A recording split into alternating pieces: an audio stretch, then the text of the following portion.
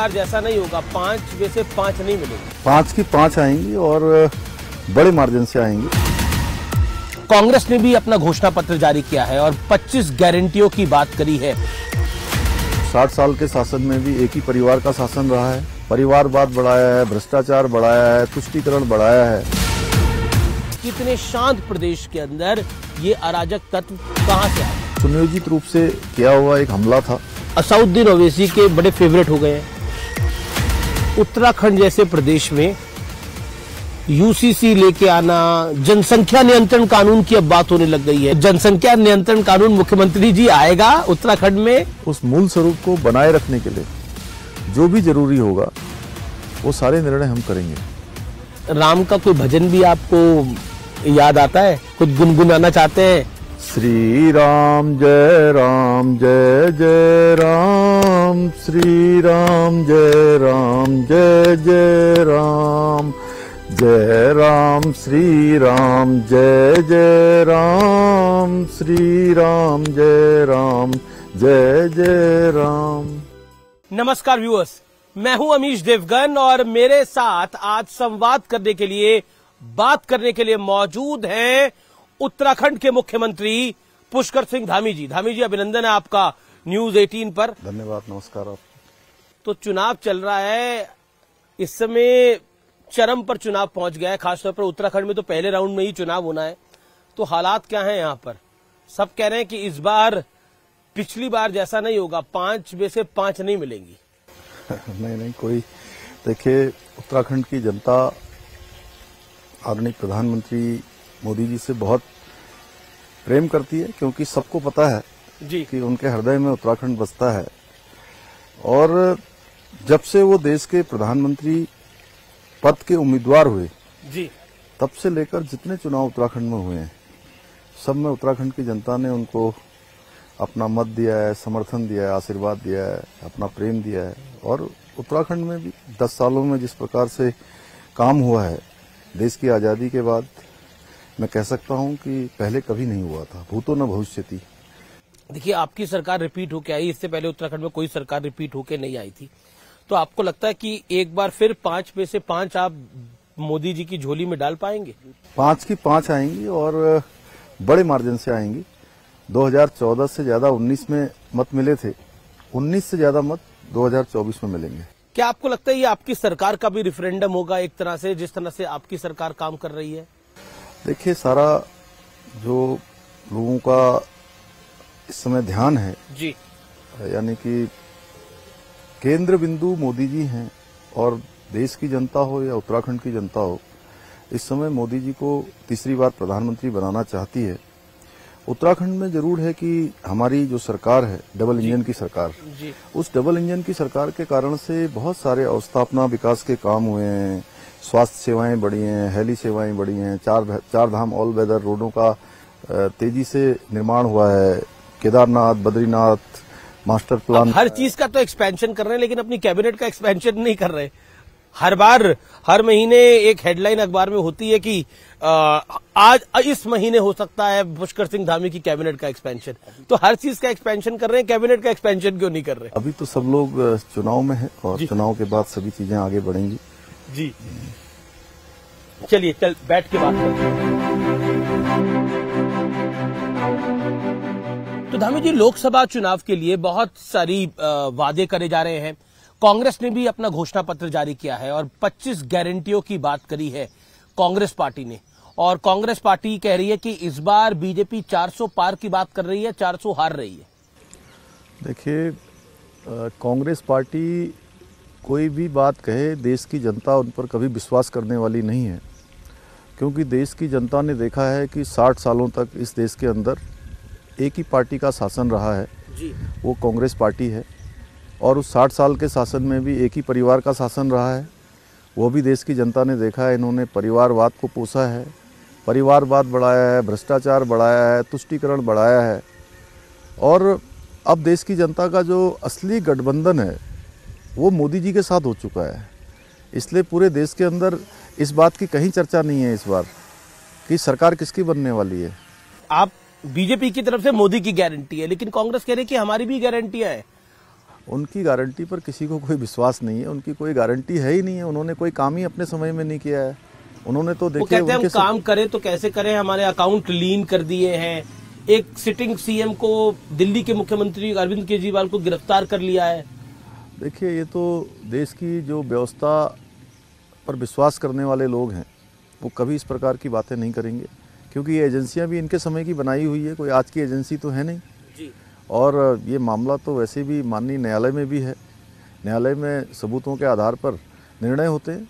अगर उन्होंने कोई गलत काम नहीं किया है तो। लेकिन ये जो विपक्ष का आरोप है कि बीजेपी किसी को जेल में बंद करके, किसी के अकाउंट फ्रीज या लीन करके चुनाव जीतना चाह रही है, ये जो आरोप है इसको आप किस तरह से देखते हैं? मोदी जी ने तो पहले ही कहा था कि मैं खाऊंगा ना खाने दूंगा, और जितने भी भ्रष्टाचारी हैं वो या तो जेल में हैं या बेल पर हैं।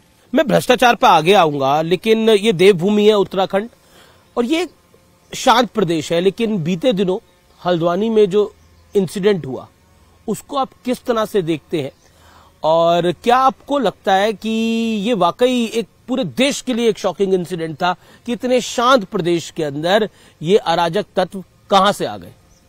देखिए, उत्तराखंड देवभूमि में अराजकता का कोई स्थान नहीं है जी। और कुछ लोगों ने उपद्रव करने का काम किया, आगजनी फैलाने का काम किया, शांत देवभूमि में अशांति फैलाने का प्रयास किया, लेकिन प्रशासन ने त्वरित रूप से कार्रवाई करी जी।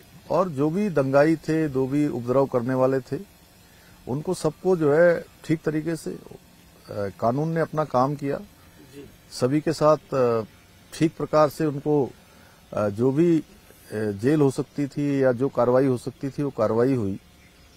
और इसके बाद हम हल्द्वानी की जो घटना है बनभूलपुरा क्षेत्र की, वो प्रशासन की टीम वहां पर अतिक्रमण हटाने गई थी। सरकारी जमीन पर अतिक्रमण है और अतिक्रमण हटाने पर जी। ये उपद्रव किया गया। पुलिस के लोगों को जान से मारने की कोशिश की गई, प्रशासन के लोगों को, विशेषकर महिला पुलिसकर्मियों को और पत्रकार बंधुओं को।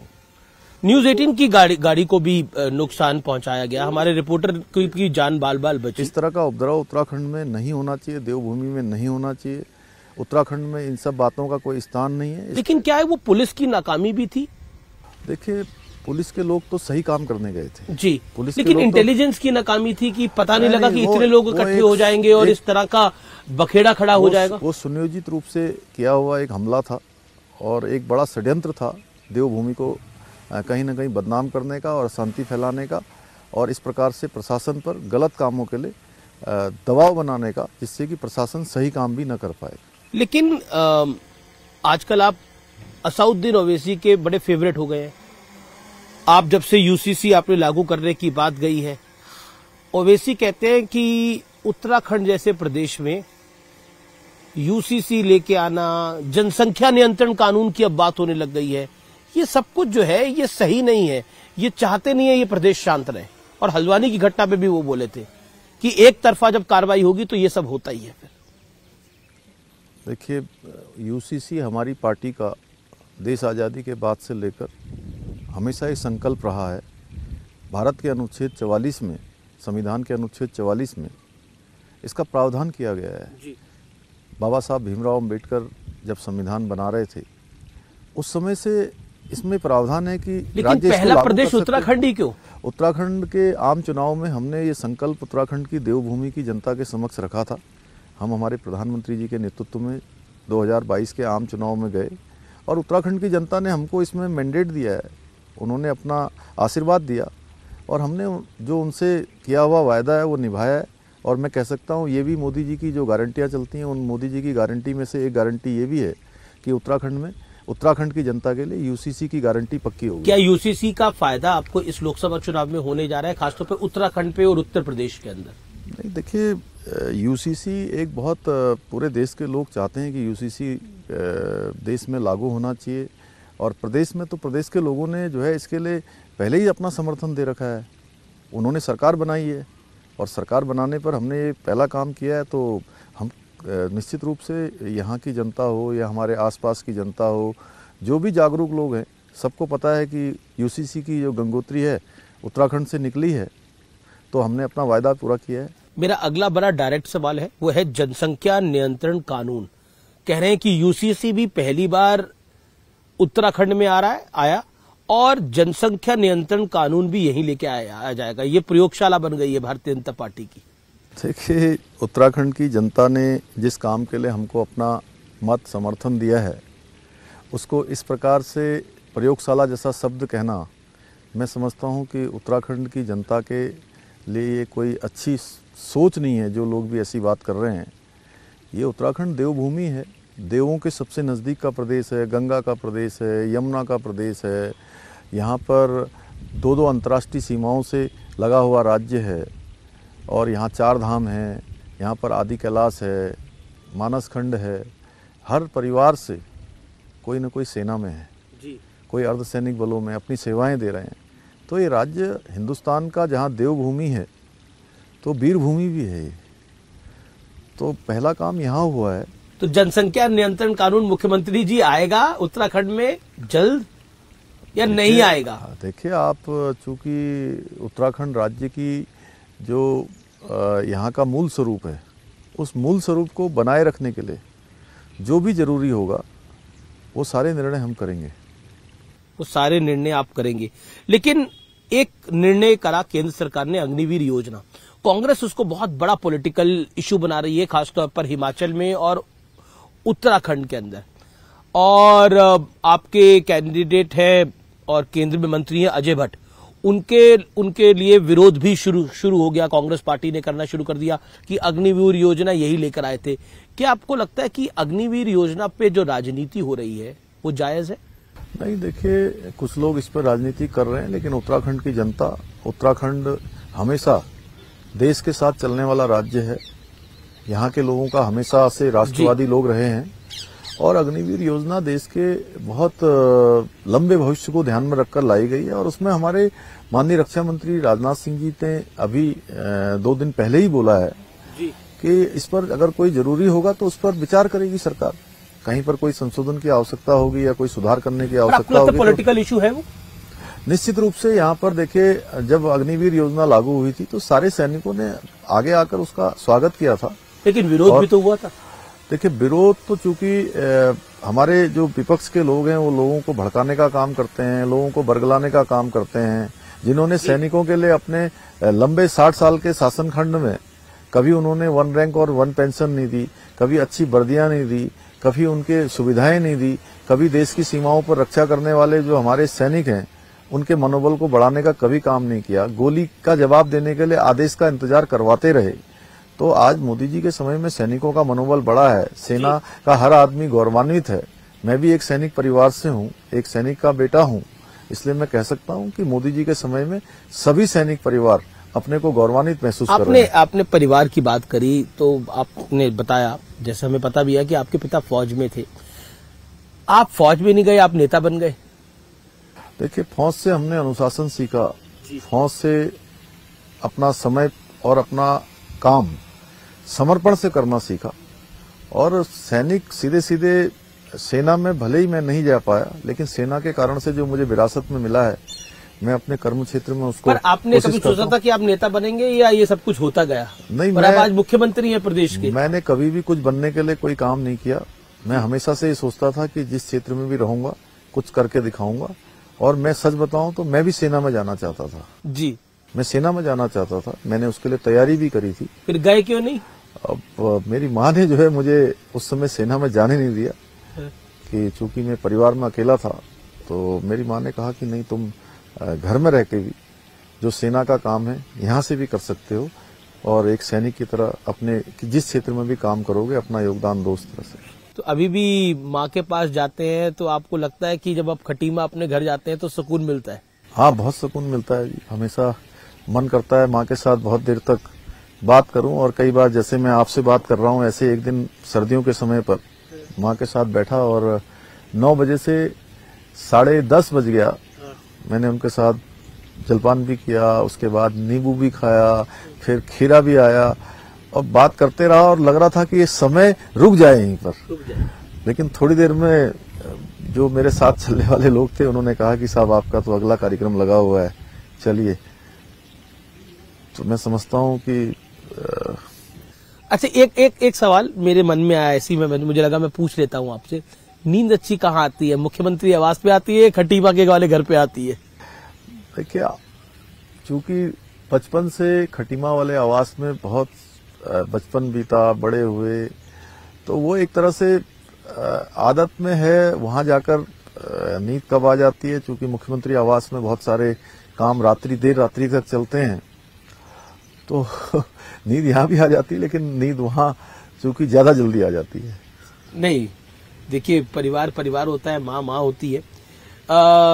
मैं परिवार की बात करूं तो एक नॉर्मल कहा जाता है कि आपको वर्क और लाइफ का ना एक बैलेंस रखना चाहिए, तो आप वो कैसे रख पाते हैं?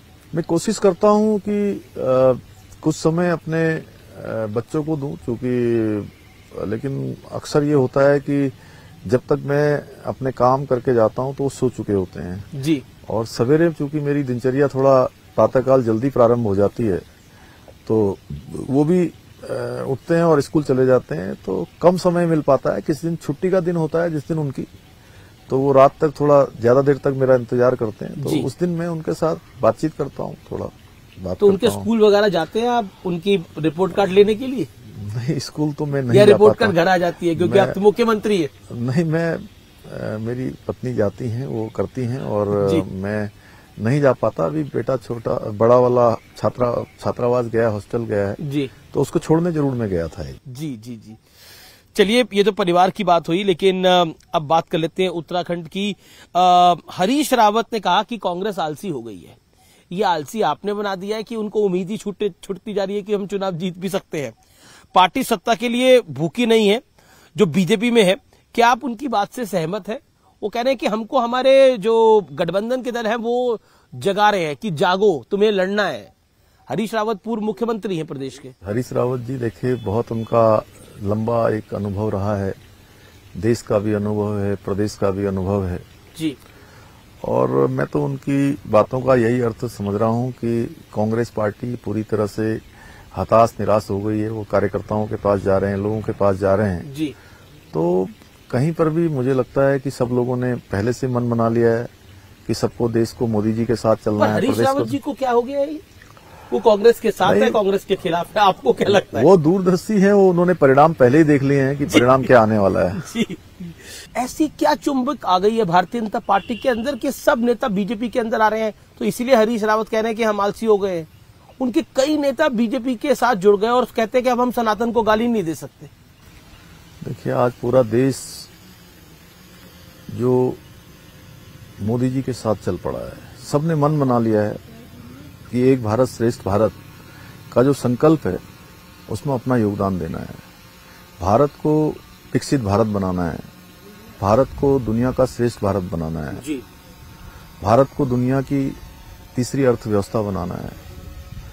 तो जो काम आज मोदी जी कर रहे हैं उससे चाहे कोई भी पार्टी अलग अलग हो, दल अलग अलग हो सकते हैं, लेकिन सबका अंदर से ये मानना है कि मोदी जी के नेतृत्व में बहुत अच्छा काम हो रहा है। क्योंकि मैं विदेशों में भी गया, वहां भी मैंने देखा कि जो प्रवासी भारतीय हैं जी, उनका भी सीना चौड़ा है, वो भी गौरवान्वित हैं, उनका भी मान सम्मान बढ़ा है। बिल्कुल। लेकिन ऐसा क्या हो गया है कि बीजेपी के अंदर सब लोग आ रहे हैं? अब कांग्रेस ने तो बल्कि वॉशिंग मशीन अपने कांग्रेस कार्यालय में रख दी, कहा बीजेपी एक वॉशिंग मशीन है, कोई भ्रष्टाचारी भी जाता है तो वो सफेद पोश होकर बाहर आ जाता है। नहीं, बीजेपी की अपनी रीति नीति पद्धति है और हमने तो उत्तराखंड में, मैंने अपने प्रदेश अध्यक्ष जी से अनुरोध किया है कि अब 14,000 से ज्यादा विभिन्न दलों के लोग अभी तक भारतीय जनता पार्टी में सम्मिलित हो चुके हैं। 14,000 बहुत बड़ी संख्या होती है हमारे राज्य के लिए।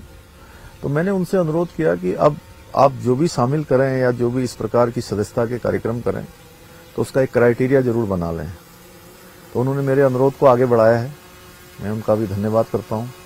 तो इसलिए आपने देखा होगा अभी फिलहाल जो है इन चीजों पर थोड़ा सा लेकिन लगातार देश में तो लोग जुड़ ही रहे हैं। लेकिन एक आपके पुराने साथी है हरक सिंह रावत, ईडी आजकल उनको बड़ा परेशान कर रही है। देखिए, उनका जो भी प्रकरण आया है वो माननीय न्यायालय ने उस पर एजेंसियों को कहा होगा या माननीय न्यायालय के आधार पर हो रहा है, उसमें सरकार की तरफ से कोई ऐसी बात नहीं है यहाँ। लेकिन आपकी पार्टी पर आरोप है कि क्योंकि वो बीजेपी छोड़ के गए इसीलिए उनको खामियाजा नहीं, वो लोग माननीय न्यायालय में, उच्चतम न्यायालय ने इस पर आदेश किया था और जो सीबीआई जांच के आदेश हैं वो भी उच्च न्यायालय से हुए हैं। सरकार के स्तर पर इस पर कोई कार्रवाई नहीं हुई है। लेकिन क्या आपको लगता है भ्रष्टाचार इस चुनाव में 2024 के लोकसभा चुनाव में एक बड़ा मुद्दा है? निश्चित रूप से देखिए, जब मोदी जी कह रहे हैं कि देश से भ्रष्टाचार समाप्त करना है, भ्रष्टाचारियों को जेल में डालना है, तुष्टीकरण समाप्त करना है, परिवारवाद समाप्त करना है, तो ये विपक्षी दल गठबंधन बना रहे हैं, देश की जनता देख रही है। लेकिन क्या आप थोड़ा शॉक थे जब अरविंद केजरीवाल का अरेस्ट हुआ? क्योंकि पूरी आम आदमी पार्टी की सीनियर लीडरशिप जेल में चली गई थी, हालांकि संजय सिंह बहुत दिनों से बहुत दिनों से चल रहा था और बार बार उनको ईडी सम्मन भेज रही थी, ईडी उनसे पूछना चाहती थी, वो नहीं आ रहे थे। और उनके मंत्री पहले ही सत्येंद्र जैन हो या मनीष सिसोदिया हो, पहले से जेल में थे। तो मैं क्या, एक सामान्य व्यक्ति भी समझ सकता है कि भाई ये जांच चल रही है, जांच में सहयोग करना चाहिए, अगर कोई तथ्य है तो तथ्य देने चाहिए। एक सवाल मैं आपसे बतौर मुख्यमंत्री पूछता हूँ, क्योंकि उत्तराखंड एक प्रदेश है और आप, ये पूर्ण स्टेट है और आप इसके मुख्यमंत्री हैं। दिल्ली एक आधी स्टेट है, उसके मुख्यमंत्री अरविंद केजरीवाल है, लेकिन वो कहते हैं मैं जेल से सरकार चलाऊंगा। क्या जेल से कोई सरकार चलाना संभव है धामी जी? देखिए, बतौर मुख्यमंत्री आपका अनुभव क्या है? देखिए, ये आसान काम नहीं है, क्योंकि बहुत सारी मीटिंगें होती हैं, कैबिनेट की मीटिंगें होती हैं, मौखिक आदेश होते हैं जी। बहुत बार चूंकि इस प्रकार की चीजें होती हैं, पद एवं गोपनीयता की जो शपथ होती है, हर चीज लिखित में नहीं हो सकती है। तो बाकी तो चूंकि उनका मामला अब न्यायालय में है, न्यायालय भी उसको देख रहा है। और पर एक आपको लगता है कोई मुख्यमंत्री जेल से सरकार चला सकता है? जी, ये व्यवहारिक नहीं है। व्यवहारिक नहीं है, क्योंकि लालू जी ने भी इस्तीफा दिया था, जयललिता ने भी इस्तीफा दिया था। तो आप कह रहे हैं ये व्यवहारिक नहीं है, ये संभव नहीं है? संभव नहीं है, व्यवहारिक नहीं है। एक और सवाल जो कि आता है कि अतिक्रमण के खिलाफ आपने एक बड़ा अभियान चलाया, बुलडोजर चलाया। जैसे उत्तर प्रदेश में योगी आदित्यनाथ बुलडोजर बाबा बन गए, आपने भी बुलडोजर की रफ्तार को इतना बनाया कि अब आपको भी लोग कहने लग गए कि अब आप भी यूपी मॉडल फॉलो कर रहे हैं और बुलडोजर पे बुलडोजर चला रहे हैं। और क्या धर्म देख के बुलडोजर चल रहा है, ये एक सवाल। देखिए, बिल्कुल ऐसा नहीं है। और ये इस प्रकार की जो बातें हैं वो केवल और केवल कुछ लोग इस पर प्रश्न चिन्ह खड़ा कर रहे हैं कि अवैध अतिक्रमण हटाना गलत है। लेकिन चुनाव से आने पहले नहीं, ये चुनाव से पहले नहीं जी, हम तो पिछले 2 साल से ये काम कर रहे हैं और हमने, हमारे संकल्प पत्र में है कि उत्तराखंड का मूल स्वरूप देवभूमि का खराब नहीं होना चाहिए। उसमें जितने भी अवैध अतिक्रमण हैं, सरकारी जमीनों पर अवैध कब्जे हैं, उनको हम हटाएंगे। वो किसी को इसलिए टारगेट नहीं करा गया है कि किस वर्ग का कौन है, किस वर्ग का कौन है उसके हिसाब से नहीं है। ये केवल और केवल अतिक्रमण है। उत्तराखंड में तो सब एक दूसरे के साथ बहुत भाईचारे के साथ रहते हैं। लेकिन भाईचारा तो तार तार हो गया हल्द्वानी के अंदर। नहीं, वो कुछ लोगों ने उसका प्रयास किया था, उसके बाद तत्काल स्थिति। आप कह रहे हैं बतौर मुख्यमंत्री धर्म देखकर बुलडोजर नहीं चलता? बिल्कुल नहीं। लेकिन ऐसा क्यों होता है, जब भी बुलडोजर चलता है अधिकतर एक खास वर्ग के लोग ही होते हैं? नहीं, अतिक्रमण आप ही मुझे बताइए अमीश जी, आपने मुझसे कम से कम अभी तक 20 सवाल पूछ लिए हैं जी। एक सवाल मैं आपसे पूछ लेता हूँ जी। आप बताइए, अवैध अतिक्रमण क्या ठीक है?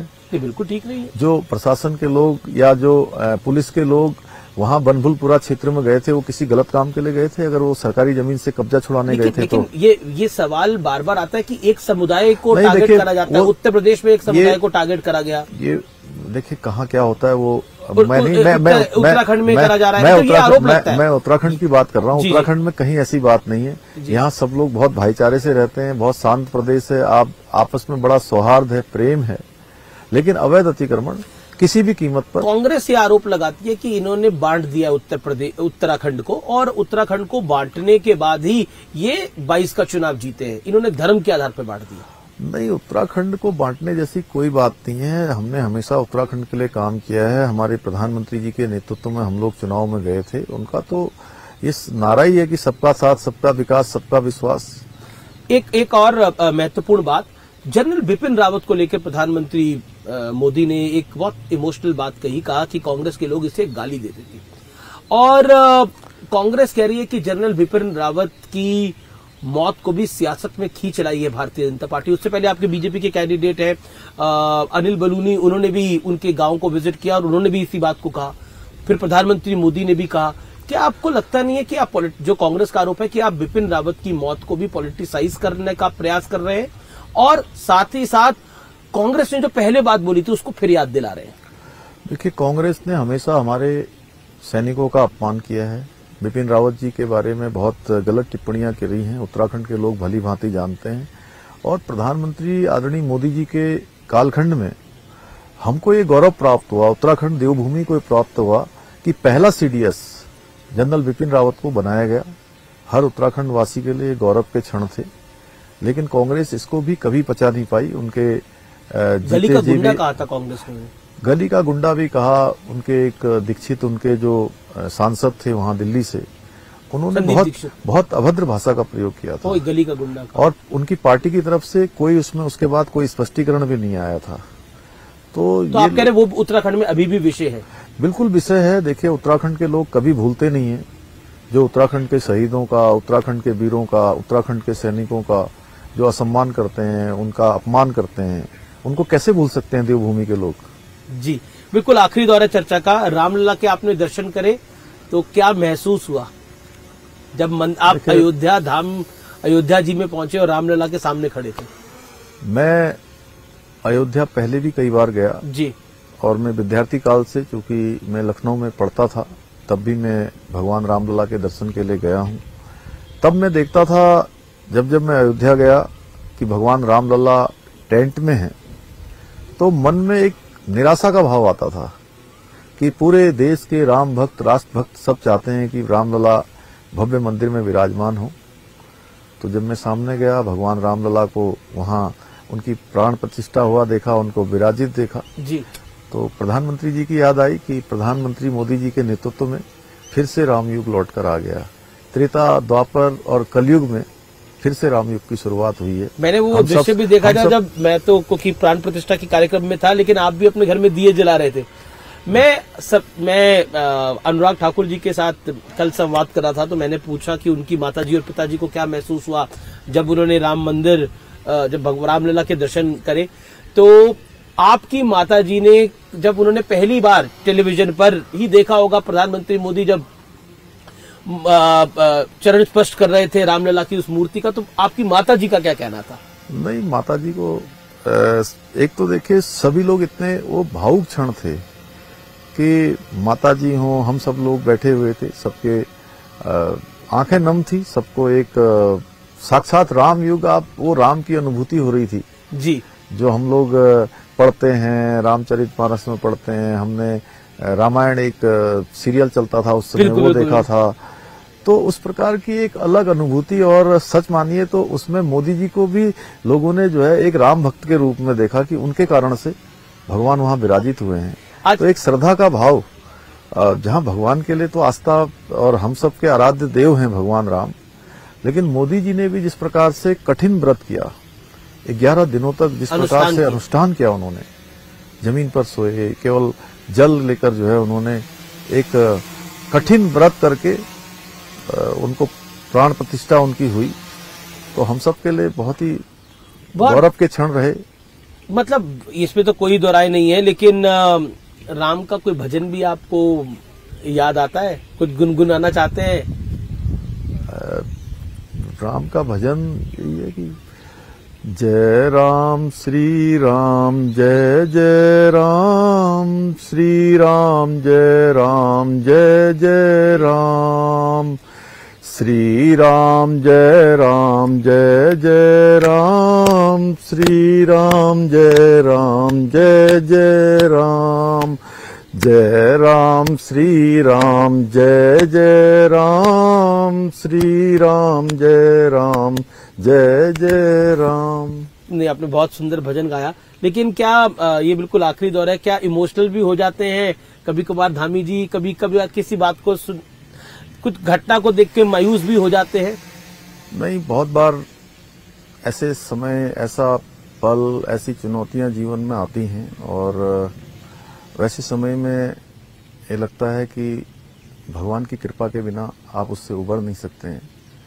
और मैं सिलक्यारा टनल में जब हमारे 41 हमारे मजदूर भाई वहां फंस गए थे 17 दिनों तक। बहुत बड़ी घटना थी। और 17 दिनों तक जब वो अपना संघर्ष कर रहे थे, जब वो सुरक्षित बाहर निकले, और उन 17 दिनों में मैं भी लगातार जो मेरा सामान्य कामकाज था उसके अलावा मेरा सारा ध्यान उधर ही था।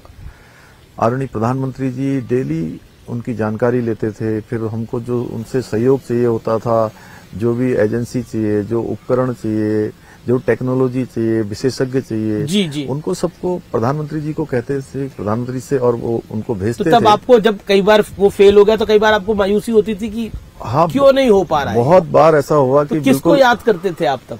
नहीं, भगवान को याद करते थे और प्रार्थना करते थे भगवान से। वहां बौखनाथ बाबा हैं, उनकी प्रार्थना करते थे। और जिस दिन वो बाहर निकले तो आदरणीय प्रधानमंत्री जी का सबसे पहले फोन आया और उन्होंने कहा कि नहीं, बहुत अच्छा काम हुआ है, और बड़ी उन्होंने शाबाशी भी दी हम लोगों को, सभी को। उन्होंने कहा मेरी तरफ से सबको कहिएगा, जितने लोग भी वहां लगे हुए हैं। उनके फोन के उनसे बात करने के बाद मैंने आसमान की तरफ देखा और मुझे लगा कि ईश्वर तो साक्षात है। और मैं सच बताऊं तो उस समय मेरी आंखों में आंसू आ गए थे जी। और भगवान की बहुत बड़ी कृपा हुई कि एक कठिन समय में पूरे देश की नजर थी उसके ऊपर, और आपने देश की जो भावना थी उसके अनुकूल, उसके अनुरूप उन सबको सुरक्षित निकाला, और ये वाकई बहुत बड़ा काम था। शायद मुझे लगता है इतिहास इस काम के लिए आपको कभी नहीं भूल पाएगा। लेकिन ये संवाद मेरा खत्म करने का मन नहीं कर रहा, लेकिन समय का एक अनुशासन होता है। लेकिन फिर भी आप इमोशनल व्यक्ति हैं, ये हमें पता है। आप धार्मिक व्यक्ति हैं, ये भी, अब इसकी भी जानकारी है।